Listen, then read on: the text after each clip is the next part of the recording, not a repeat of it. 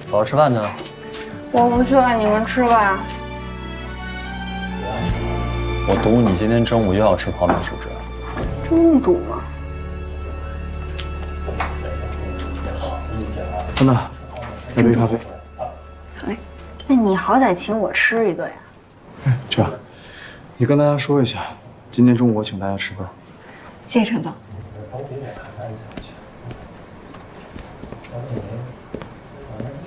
Attention please。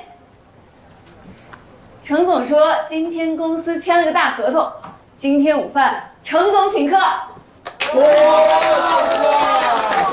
谢谢陈总。走吧，好强啊，还不走吗？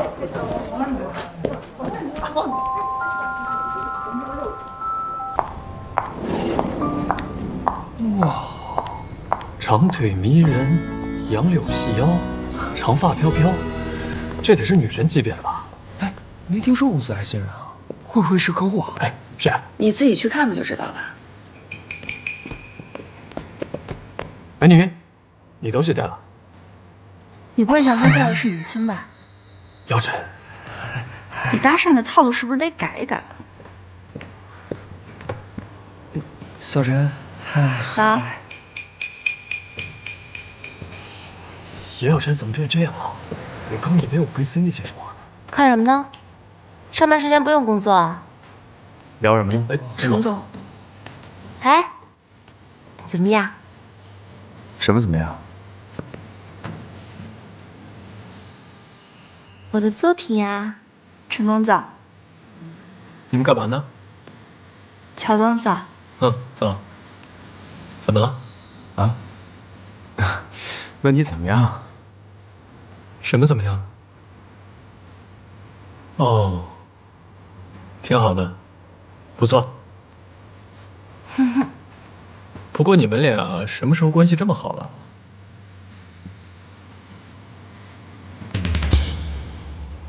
我们是上下级关系，有什么好坏之分吗？我这样对他只是因为我们公司的形象考虑。哦，有问题吗？哎，问你呢，觉得怎么样？有没有什么问题？啊，不错，不错。嗯。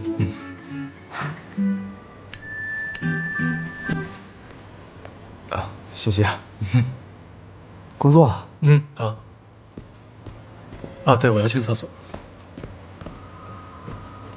赵总。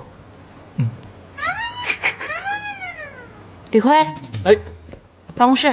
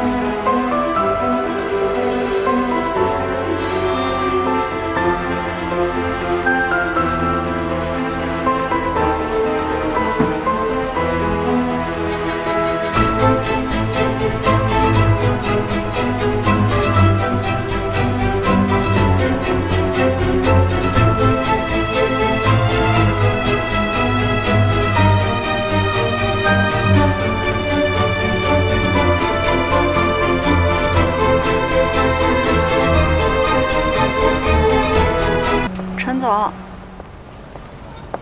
有什么事儿不能在公司说，非得来这儿啊？没什么，就是想问你一下，最近跟沈侯怎么样了？怎么会问这个？我俩是出了点小问题。其实爱情这个东西啊，如果两个人要是真的不合适的话，也不用勉强。什么意思啊？我是怕，如果你们继续这样下去的话，沈侯迟早有一天他会伤害你的。如果注定结局是这样，那还不如长痛不如短痛。我知道您一直都很关心我，您刚才说的这些道理呢，也都是为了我好。但是我有我自己的想法，我也有我自己的解决方式。我和沈侯之间就只是需要磨合，我们没有任何原则性的问题，所以我觉得您不用过于担心我们。你要没什么事儿，我就先回去上班了。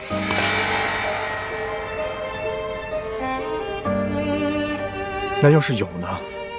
有什么？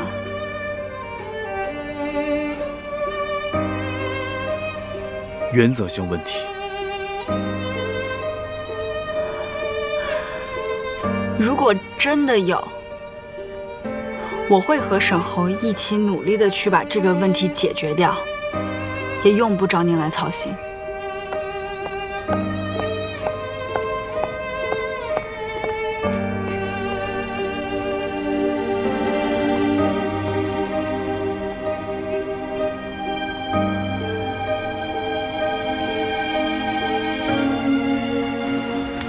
请。沈先生，有人找你。找我？谁啊？你等一下啊！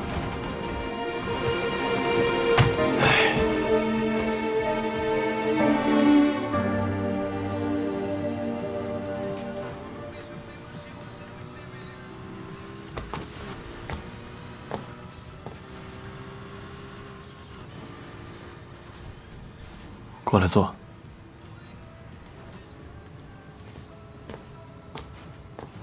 随便坐。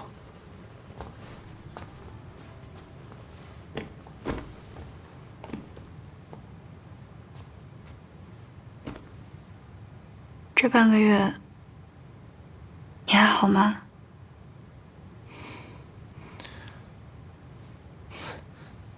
你过得倒是挺好的。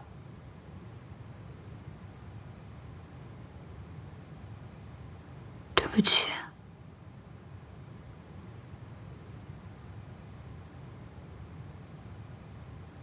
我知道你送外卖是为了我，那天是我的错，是我说错话了，对不起。能让这事儿过去吗？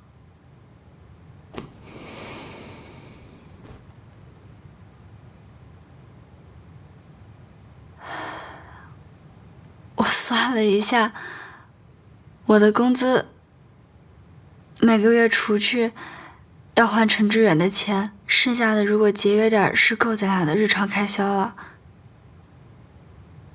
你的工作可以慢慢再找，但是我不希望你再做这么辛苦的工作了，可以吗？沈侯，我需要你不是因为你多能吃苦多能赚钱，是因为和你在一起的时候我非常开心，我非常快乐，我不能没有你。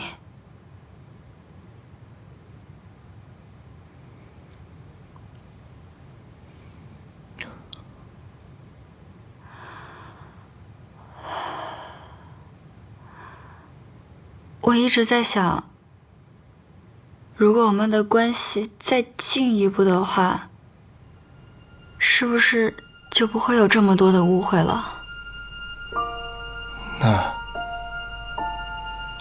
那怎么样再进一步？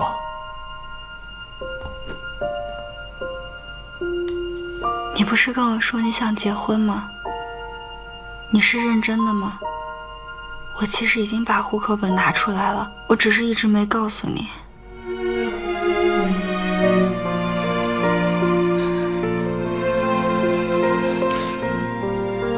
他这么优秀，你又没工作，拿什么养活他呀？我肯定会找一个很好的工作，我一定会把您还有小小照顾得好好的，你嘛就绝对不会再问别人借钱了。我可以的。潇潇，我不能跟你结婚，不是我不想，是你现在看看我，我现在这样落魄的样子，我怎么跟你结婚？我拿什么跟你妈保证？我能给你幸福吗？我可以什么都不要。可是我要，我是个男人，我要赚钱，我要让你过上更好的生活，我让你不再开口向别的男人借钱，我要正大光明的把你带到我爸妈面前，告诉他们，我可以养活你，而不是像你现在这样，依然这种想法，这种语气告诉我，你可以什么都不要。所以你不想结婚？我想，我太想了，可是我现在不能。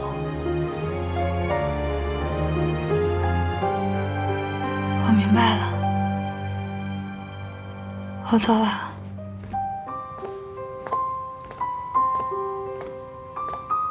小小，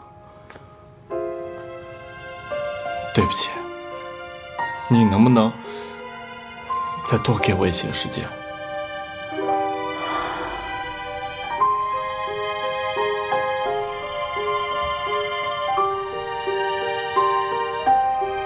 没什么好对不起的，加油！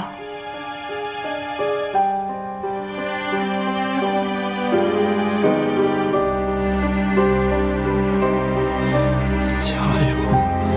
加油！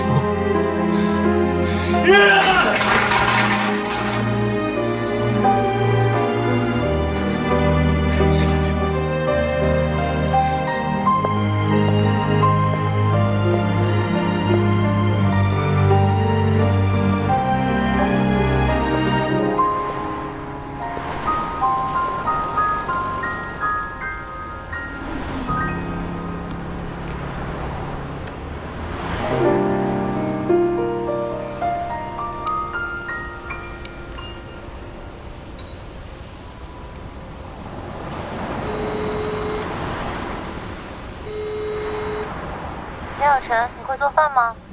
我会啊。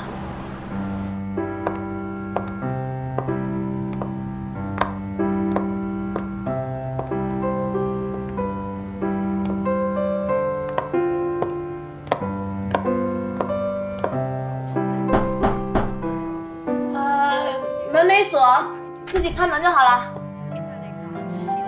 谢谢姐，门口有拖鞋，自己换。阿姨这几天病了，有点乱。哟，你什么糊了呀？啊，有味儿啊？嗯，我面糊了，我刚到了。我感觉我跟厨房的关系好像总是处理不好。你需要我帮你吗？这样，你先尝尝我煎的牛排。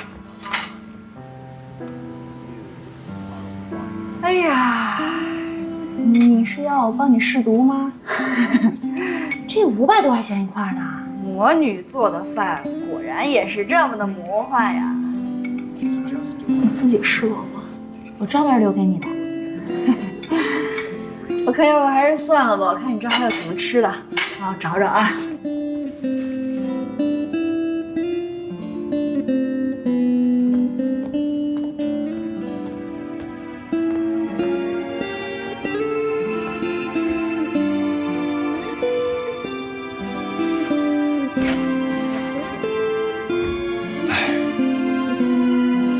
小陈来了。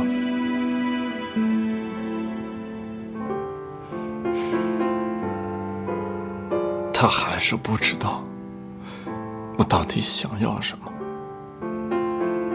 我在这段感情里，我已经很努力了，我也在拼命的为他改变。可是为什么我看不到希望？我不是不想结婚，我只是不想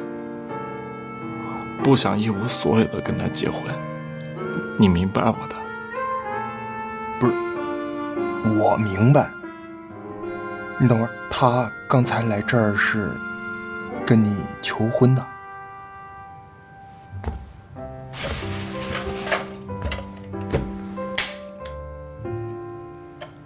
不是，猴子，我觉得我得说你两句啊，这事儿你不对啊，你这就有点矫情了，你知道吧？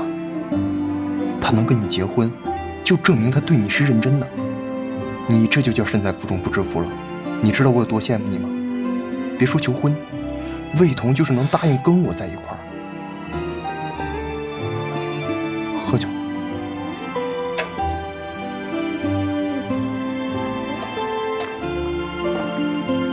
哎呀，行了，过去了啊。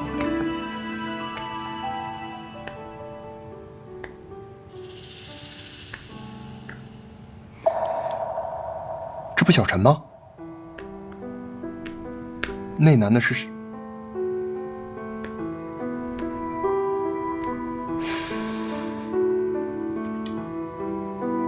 不是猴子，这肯定是个误会，这绝对是假的。这照片，小侯，你别再污蔑小小了，我对他什么都不会变，你别再费劲了。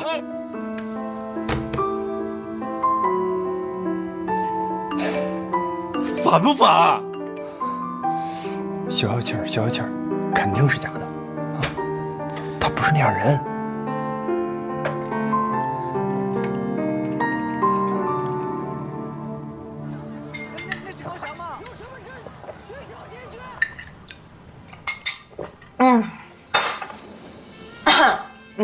满足。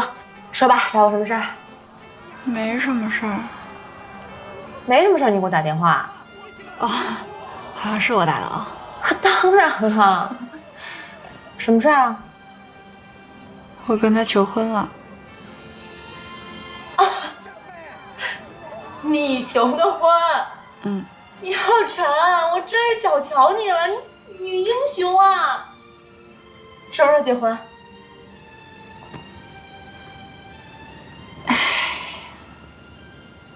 他拒绝你了。好，旧的不去，新的不来呀。挥别错的，才能跟对的相逢；分手才能有更好的等着你。可我没想着跟他分手。我跟他吧，你可能不太了解，他对我来说特别重要。就在他没出现的时候，我的世界只有2个颜色，一个黑，一个白。可是当他出现了，他就像一束阳光一样，把我整个世界都照亮了，还给我带来了五彩缤纷的颜色。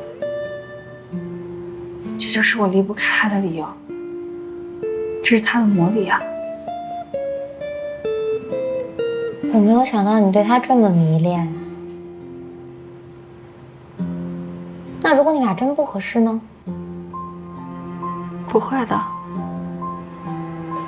大学的时候，你们2个是可以很纯粹的谈恋爱，享受爱情。可是等到了社会上，你们要共同面对生活的时候，你就会发现，2个人一样的人生观、价值观比什么都重要。要有一样的追求，要有一样的步调。现在的你，为工作努力，为现实筹措，他在干嘛？他追得上你的步伐吗？难道这个不会伤他自尊心吗？你们的问题会越来越多的，矛盾会越来越升级的，然后到最后你们就真的根本没有办法去面对。好了，行，我现在不想再听这些事儿了，咱换个话题聊聊。那我们聊点什么呢？说一说我。你别看我跟你说的头头是道的，其实，在爱情面前，我才是一个十足的失败者。程志远是我前男友，你知道吧？他跟你说的。他还跟你说什么了？没了。他就没有告诉你，我们俩的开始是因为我的阴谋。我为了能跟他在一起，在一个下着大雪的天气里，把他约到了我们学校的实验室。你找我来，有什么事儿跟我说吗？我们直接点，你觉得我怎么样？很好啊。做你女朋友怎么样？不好意思啊，我还没想交女朋友。现在可以开始打算了。好，那你容我考虑一下。你有2个小时的时间。什么意思啊？我让詹姆斯把门锁了，也就是说，在未来的2个小时的时间里，这里只有你和我。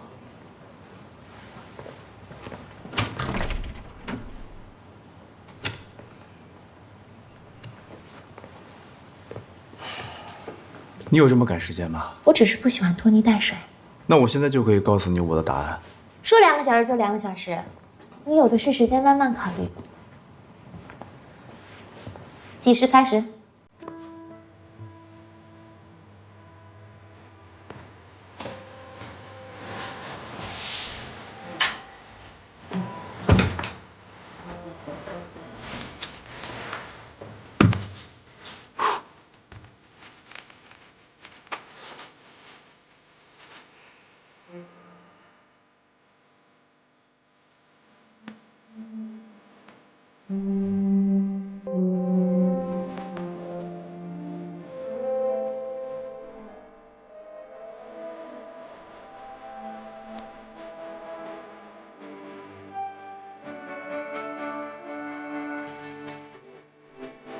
到时间了。我考虑清楚了，我暂时还不打算交女朋友。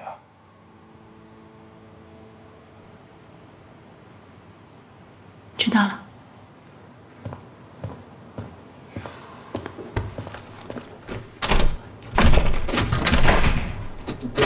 詹姆斯，詹姆斯，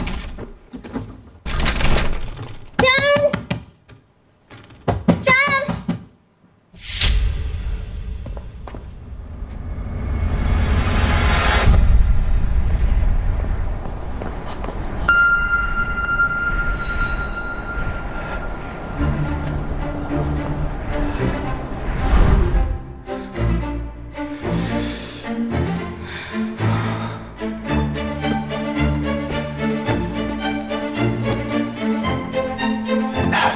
坐这儿。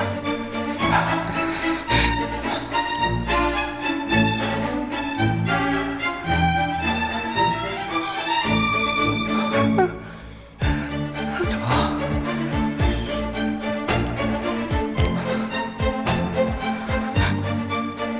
你发烧了？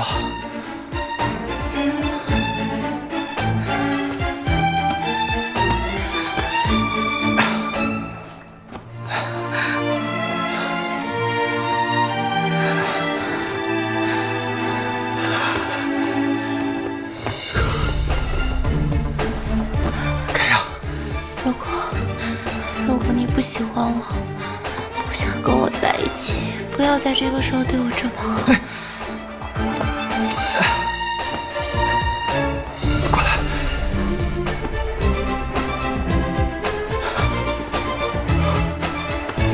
开好。Lucas， 你想好了？是，我想明白了。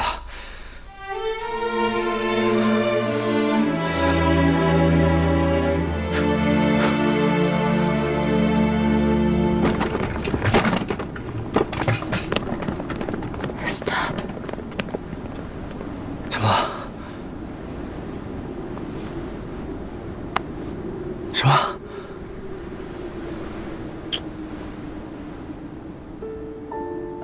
其实从一开始我就知道，他根本就不爱我，就连喜欢也只有那么一点点。但是对我来讲足够了，因为我很自信，我觉得我那么优秀，他会慢慢爱上我的。我们大学毕了业，我收到了他所在公司欧弟的 offer， 当时所有的人都在祝福我们，可是没想到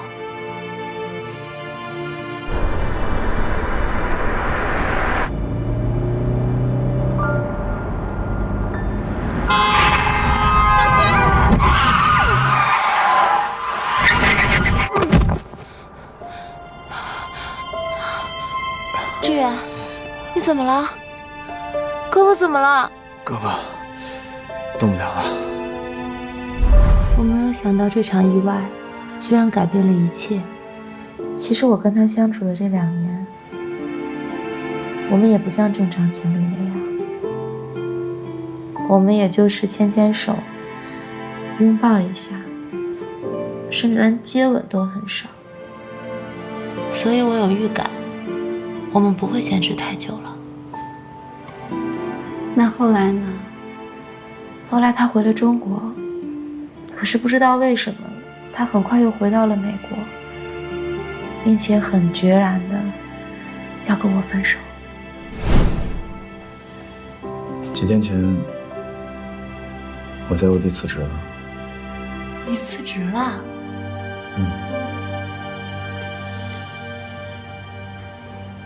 那你怎么都没跟我商量啊？人家是为了你才进的欧弟。我有别的打算，我打算回国创业。你要回中国？那我们怎么办啊？我朋友和家人都在这边，我总不能跟你回中国吧？你想过这些吗？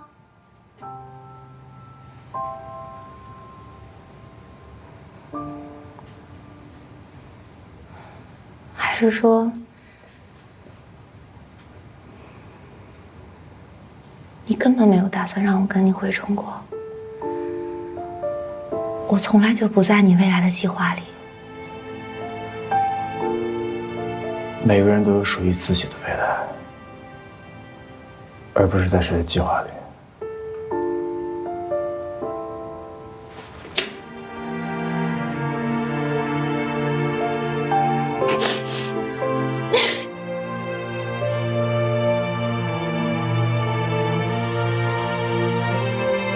给了。不。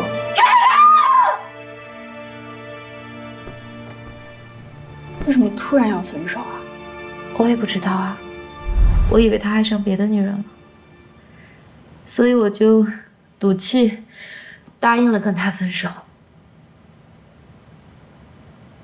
可是我后悔了，我给他打电话，他的手机已经换号码了，所以我们就失联了1年多。后来一个偶然的机会，我知道他在寻找创业伙伴，我就顺着消息找到他，想加入他的团队。我没有想到他会答应，可是他对我的态度，就好像我们之间那段感情从来没有发生过一样。他这么渣呀？后来乔宇也加入了，我们3个一起创建了 DH。其实我在他身边的时候，有很仔细的观察过，可是我并没有发现他有任何暧昧的对象。我就是觉得他这个人都变了，又说不清楚是哪里变了。他对于所有事情都变得很冷漠，把所有的精力都投入在工作里。你知道吗？那个时候我为了引起他的注意，我甚至陪他加班。我还很讨厌乔宇，因为我幼稚的觉得乔宇来了，让我在他心里连能力很强的这个地位都不保。所以你还说我是迷恋，你不也一样吗？我一直觉得陈志远对你有意思。不可能，不可能，不可能，不可能！你别想多了。你一定要相信我的第六感，我很了解他的。陈志远这个人对所有人都很好，只有对你，在你的事情上，他的情绪总是表现得很特殊。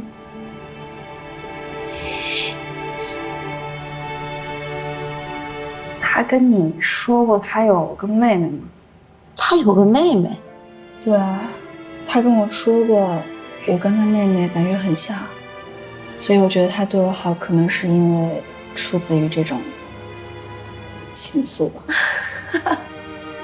你不觉得这个听起来特别像大叔欺骗小女孩的一种套路？其实跟你说了这么多，我就是想告诉你，感情就要当机立断。如果你决定不分手，那不管有多少的误会，不管有多少的阻碍，你都要想尽一切办法去解决。但是如果你一旦决定分手，你就要快刀斩乱麻，不要像我一样拖拖拉拉，这样你才有空间去追求你自己的幸福。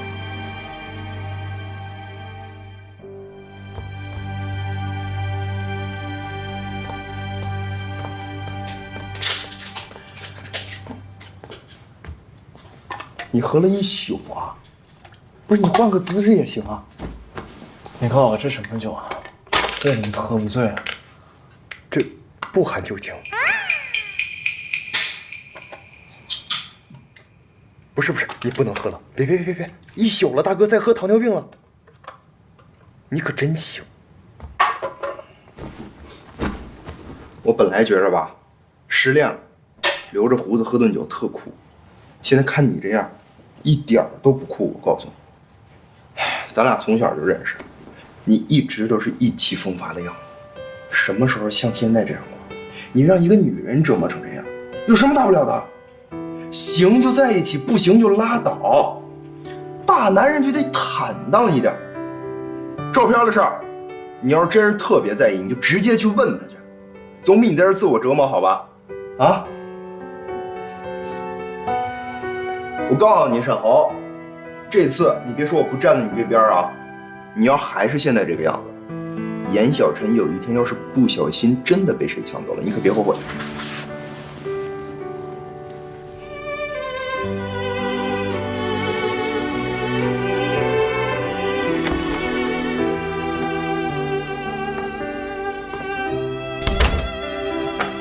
你回来了，你没吃饭吧？我给你弄吃的去。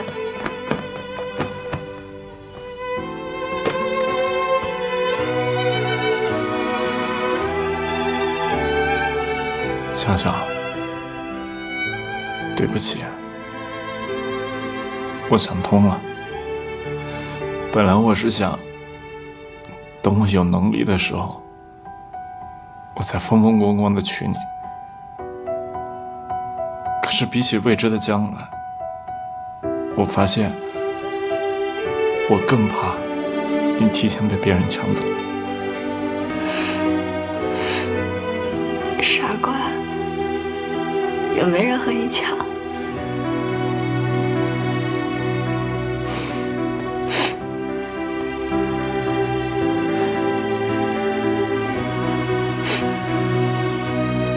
不哭，哭了就不漂亮了。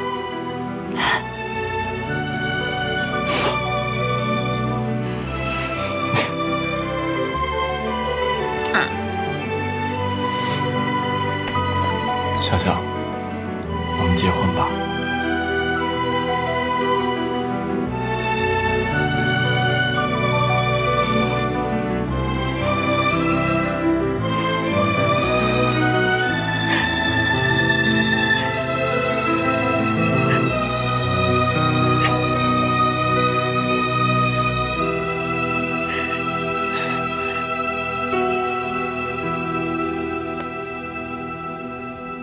行业渐受风头追捧。据统计，上半年国内电子商务企业已经完成23笔融资交易，总融资规模达到3.3亿美元。而在请假了没？不会不记得下午要去干嘛吧？总融资金额达3.37亿美元。6月份，共有9家企业宣布获得风投，总规模超过1亿美元，为电子商务行业融资史上最活跃的月份。企业掀起自建物流风，物流体系已经成为限制电子商务发展的瓶颈。货不对版，难以验货后付款，已成为网络购物的致命伤。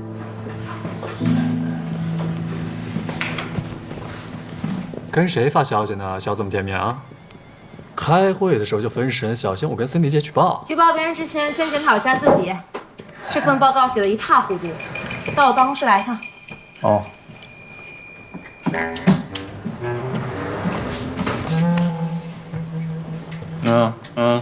喂，沈总的文件你帮我给他吗？希望我出来的时候还能再见到你们。加油加油！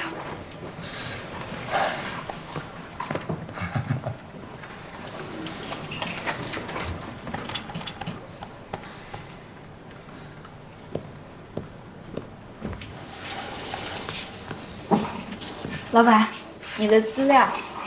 好，放那吧。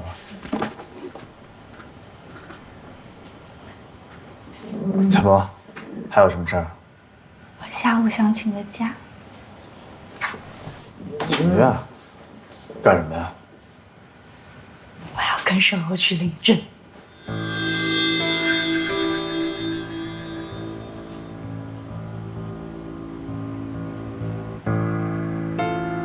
怎么了？不行吗？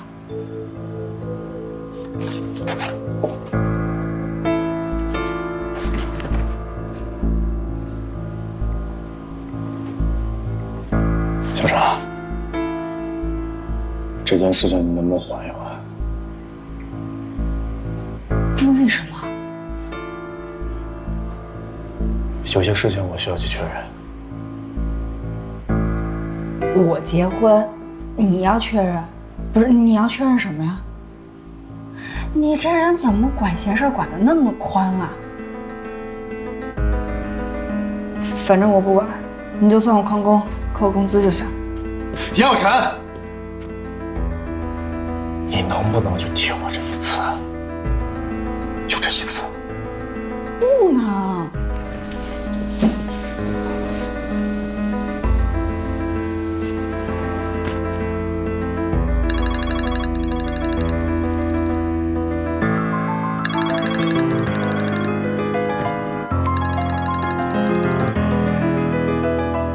喂，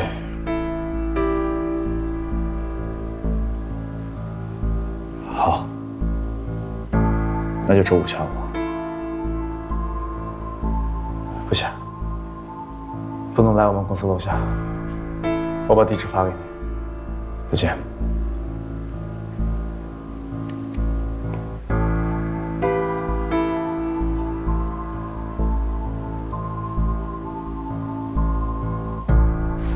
你好。我们现在该干什么呀？我也第一次来，你问我。来，排队先。你好。是不是得拿这个表啊？表在哪儿呢？行，快来，那边很简。表啊，不管，先那个证。啊，这我的。好的，去那边照相啊。好，谢谢。你好。你好。这是他的。哎，好的。这是我的。照片拍了吗？什么照片？那先去那边婚检，然后去那边拍照，好吗？好了，谢谢啊。来。谢谢。婚检。我们自愿结为夫妻，从今以后，我愿意用坚实的肩膀负担起你一生的幸福。我愿意用一生的柔情构筑起你爱情的港湾。无论环境是好是坏，生活是富贵是贫贱，身体是健康是疾病，事业是成功是失败，我们都会相互支持，所有困难一起承担，所有快乐共同分享，相濡以沫，忠贞不二，不离不弃，白头偕老，直到永远。想想，今天是我们结婚的第一天。虽然这个蛋糕有点土，有点小，那你就将就一下。等我以后自己赚了大钱，我一定给你准备一个最难忘、最浪漫的婚礼。到时候把雨神、魏彤，所有人都叫上。到时候我再定制一个10米高的大蛋糕。10米高得怎么切？你是让我站在你肩上往下咔的切吗？那好像也不够啊。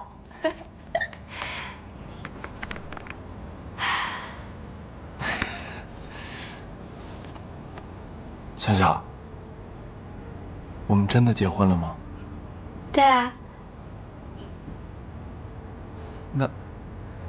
那我现在是不是应该叫你老婆啊？不求我得练习一下。老婆，你别笑啊！我重新来。老婆，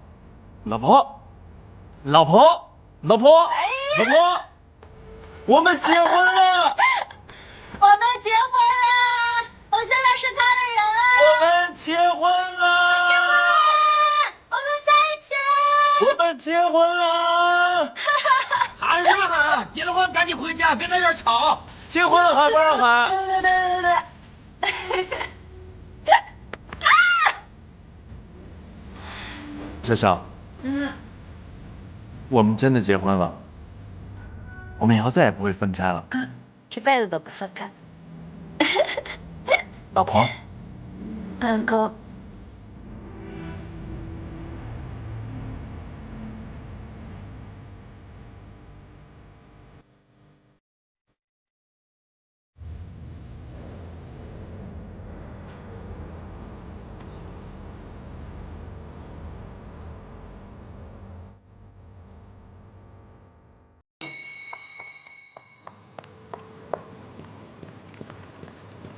接下来我会对对不起，我迟到了，对不起。好，没关系，坐吧，下不为例啊。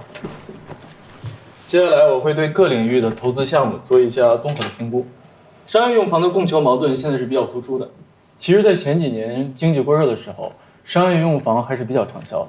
但是随着国家宏观调控政策的实施，这几年处于下降的趋势。但是商业用房的住房面积又不断增加，就加剧了这种供求关系的矛盾。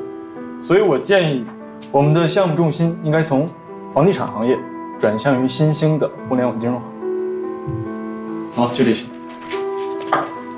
你还有要补充的吗？没有，挺好的。好，那就散会吧。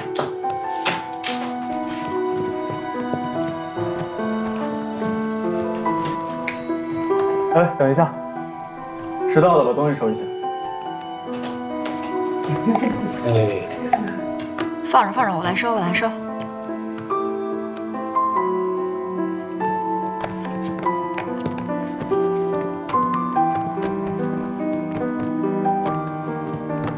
哎，潘达，程总下午什么安排啊？程总，我看一下哈。下午2点，爱因斯坦咖啡厅，深思集团董事长。哦，谢谢。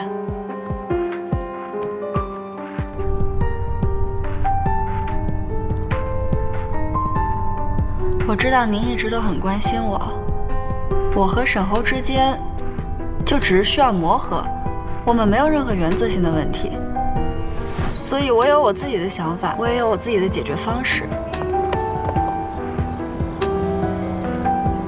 那要是有呢？有什么？原则性问题。我跟沈侯要去领证，这件事情你能不能缓一缓？有些事情我需要去确认。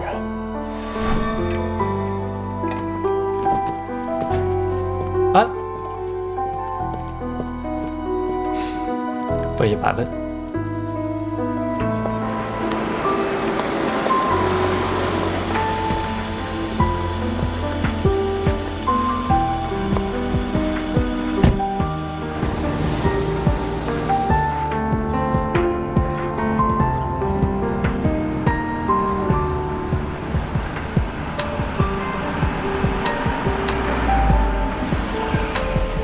程总，我们到了。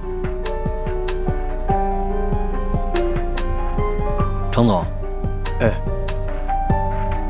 老李，半个小时之后来接我。好。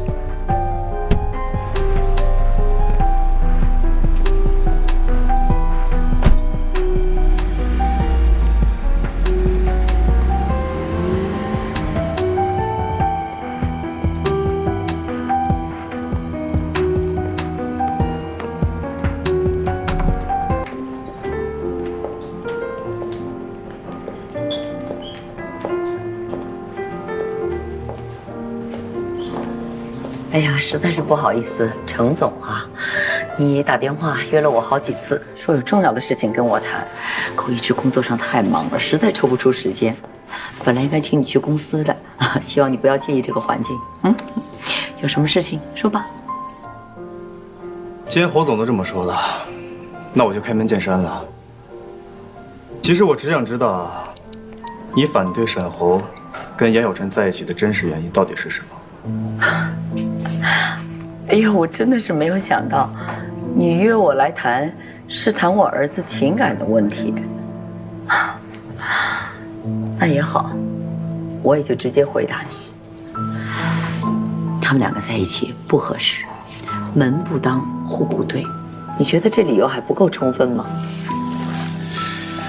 充分，很充分，但充分到步步紧逼，不惜毁掉儿子的前途，也要拆散他们，这就不太正常了吧？你说什么呢？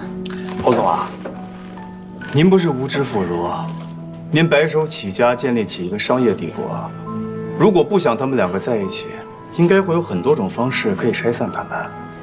但是现在您的手段太激烈，也太着急了。哎呀，我说小程总啊，你的这些话呀，倒真引起我的好奇心了。你为什么会对自己手下的一个普通员工的私事这么感兴趣呢？好，我明白了，你是在追求严小晨是吗？那我拆散他们两个，正好成全你啊。是这样的，我觉得你行事不太正常，当然也想帮助小陈，看看从别的什么方面可以让你们同意，所以委托了我一个朋友调查你们。什么？但没想到查到了一些我不该知道的事。你过分了吧？你到底要干什么？沈侯跟严小晨是同一届的高考生，对吧？对啊，他们是同龄人，是同一届高考生，而且还同上一个大学，这有什么问题吗？仅仅只是如此吗？你什么意思啊？我希望您不要误会，其实我来这儿的真正目的，就是希望你不要再阻止他们，让他们幸福的在一起，给他们祝福。我明白了，你今天是来当说客的是吧？而且代表严小晨一方。但是小程总，有一点你必须明白，他们俩将来走不走到一块儿，那是他们自己的事情，跟你我没有太大的关系，尤其跟你。侯总，看来你还是不相信我已经知道全部了。你是在威胁我吗？当年沈侯的高考成绩根本不如严小晨，但他却能考到华大的国际贸易系，而严小晨最后却掉了档，这是为什么？这是因为你侯总找人在中间动了手脚。你不要再说了，我不说就可以当这些事情没有发生过吗？就算你说的都是真的，我现在就想知道，你为什么要这么做？你这么做的目的何在啊？啊？严格意义上来讲，严小晨是破格录取的，因为他的分数和志愿没有任何问题，就算被顶了名额，查下去，学校也只会让他入学。接下来发生的事情，还让我继续说下去吗？接下来的事情，我告诉你吧。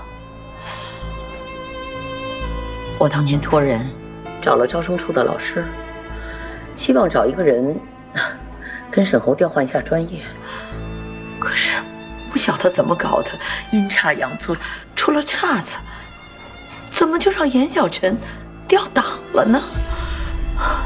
更离谱的是，他的爸爸不依不饶，执意要找学校讨个说法，结果没想到路上出了车祸。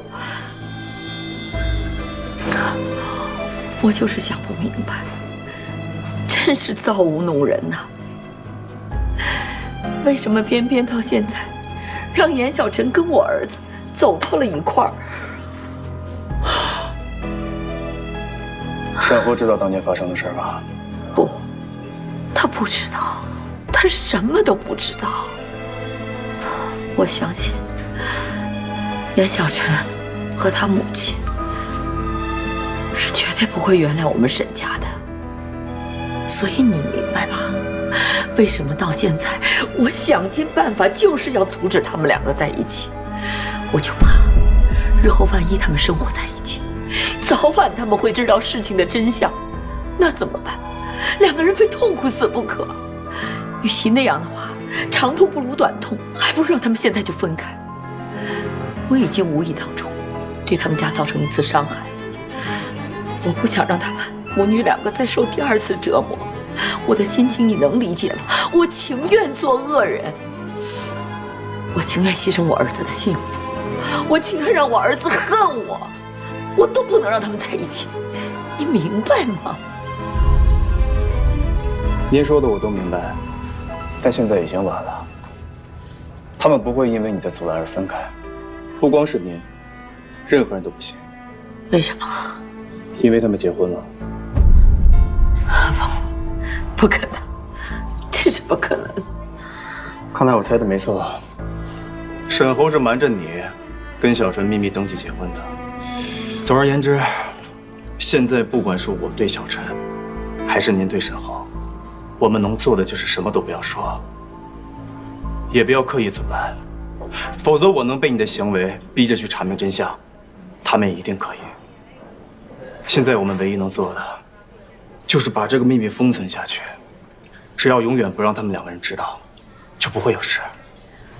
但愿如此吧。我已经都知道了。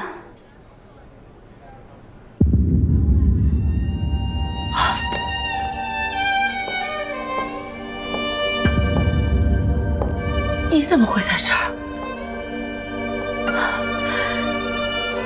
严小晨，你听我说。还有什么可说的？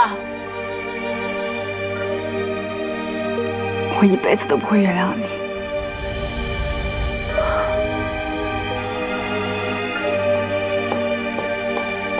杨晨，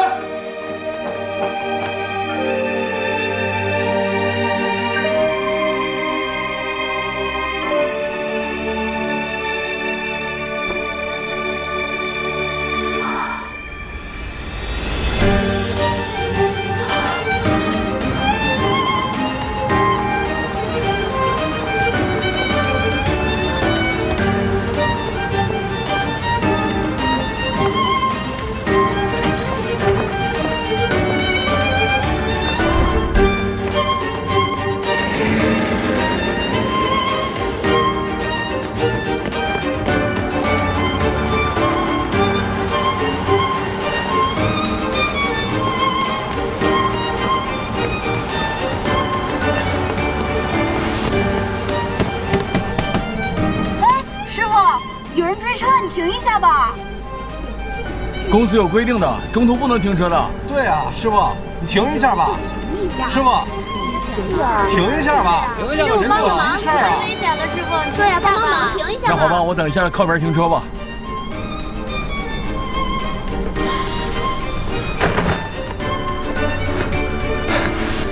师傅，谢谢。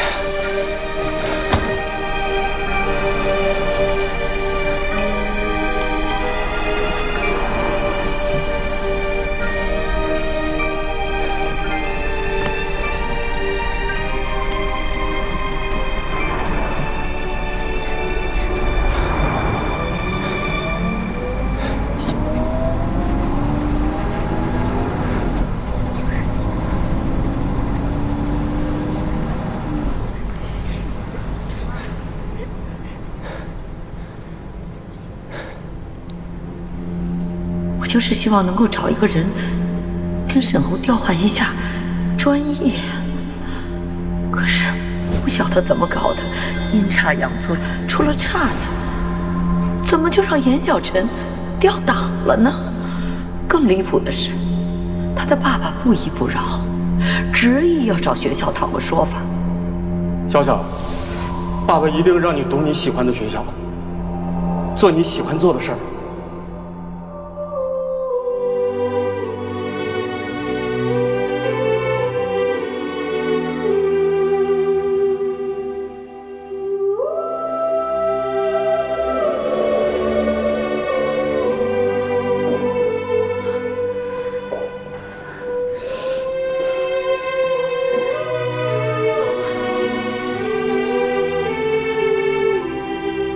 人死不能复生，节哀顺变吧。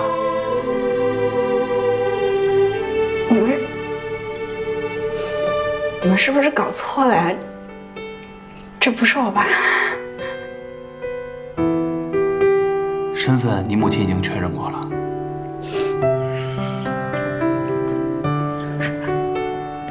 不可能，不可能！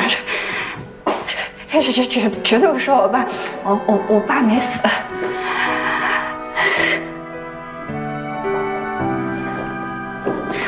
姑娘，你要是想哭就哭出来吧，哭出来舒服一点，啊。我为什么要哭呀？我哭，就承认我爸死了吗？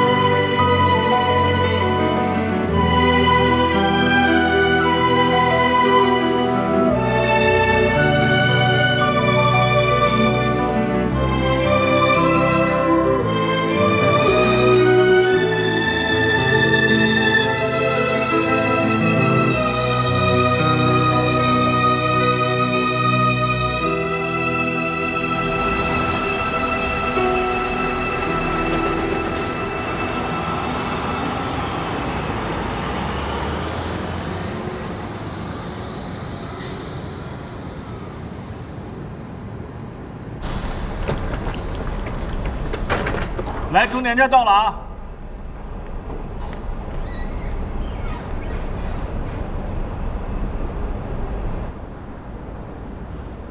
下车吗？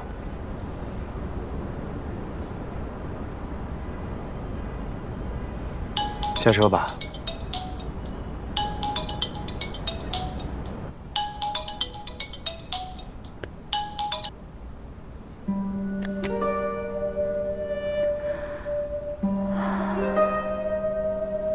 下车吧，司机也需要换班休息。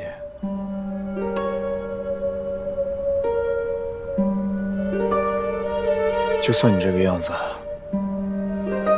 躲在车里不说话，它也不会形成一道屏障，帮你来抵御外面的世界。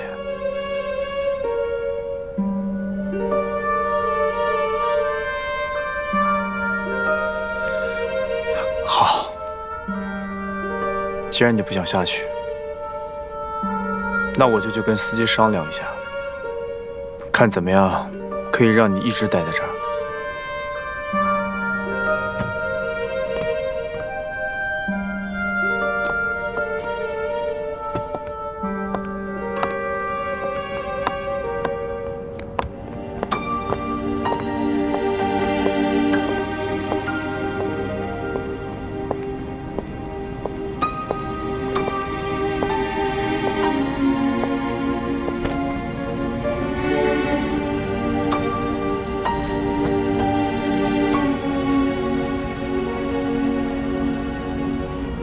你还没吃饭，饿了吧？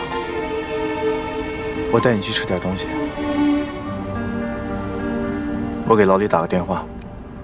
我求你了，别管我了，你走吧。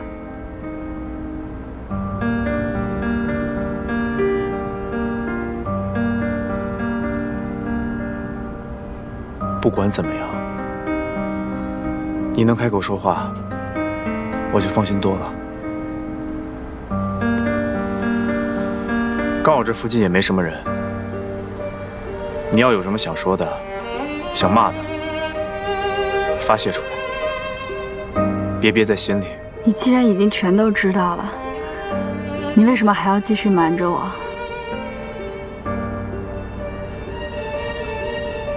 我只是觉得，有的时候就算你知道真相，但不一定换回来好的结果。我只想看到你开心，不想看到你难过。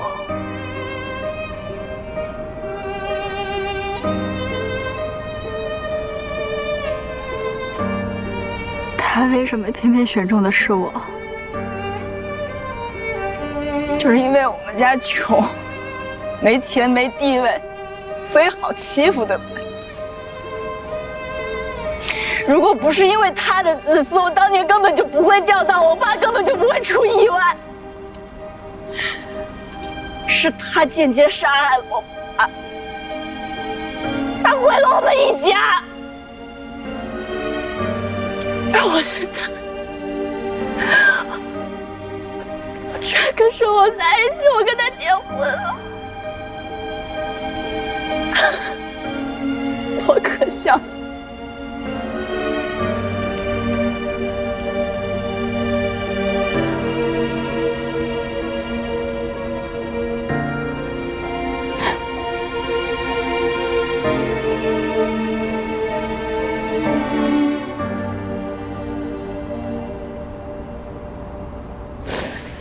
都过去了，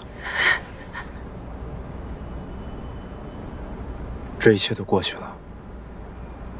而且当年做错事的人是侯月珍，也不是沈侯。你刚才也都听到了，沈侯他跟你一样，当年只是一个孩子，他什么都不知道。所以这件事情，你最好不要告诉他，否则的话，他会跟现在的你一样，自责跟痛苦。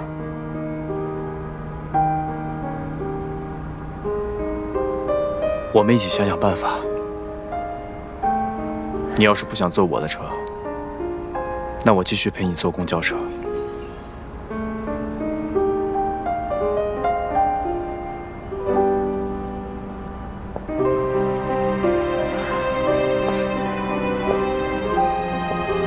你知道我要去哪儿吗？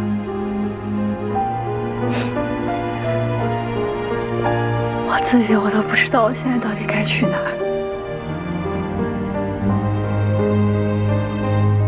如果你现在不想回家面对沈侯，你可以先去我那里，等你状态都调整好了，再回去。